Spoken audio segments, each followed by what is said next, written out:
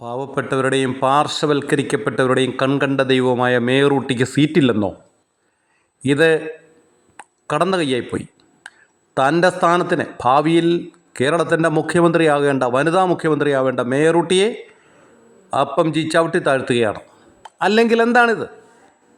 Covid സമയത്ത് പോലും പൊങ്കാല നടത്തി റെക്കോർഡിട്ട മേയറൂട്ടി, ആമയിഴഞ്ചാൻ തോട്ടിൽ ശുദ്ധീകരണ പ്രക്രിയ നടത്തിയ മേയറൂട്ടി, പൊങ്കാലയുടെ കല്ല് പാവങ്ങളുടെ കെട്ടിട നിർമ്മാണത്തിന് കൊടുത്ത മേയറൂട്ടി, സ്പെയിനിലും മറ്റ് വിദേശ രാജ്യങ്ങളിലും ചെന്ന് നഗരവികസനം പഠിച്ചു കൊണ്ടുവന്ന് തിരുവനന്തപുരത്ത് വികസിപ്പിച്ച മേയറൂട്ടി, രാത്രി 10:30 കൈക്കുഞ്ഞുമായിട്ട് വന്ന് ട്രാഫിക് നിയന്ത്രിച്ച മേയറൂട്ടി, യദുവിനെപ്പോലുള്ള അഹങ്കാരികളായ KSRTC ഡ്രൈവർമാരെ പാഠം പഠിപ്പിച്ച മേയറൂട്ടി, ഭരണനിർവഹണത്തിൻ്റെ സമസ്ത മേഖലകളിലും വെന്നിക്കൊടി വാറിച്ച മേയറൂട്ടി, IAS സ്വപ്നം പോലും പ്രസ്ഥാനത്തിനു വേണ്ടി വലിച്ചെറിഞ്ഞ മേയറൂട്ടിയോട് ചെയ്ത ഈ പാതകത്തിന് പാർട്ടി വലിയ വില കൊടുക്കേണ്ടി വരും.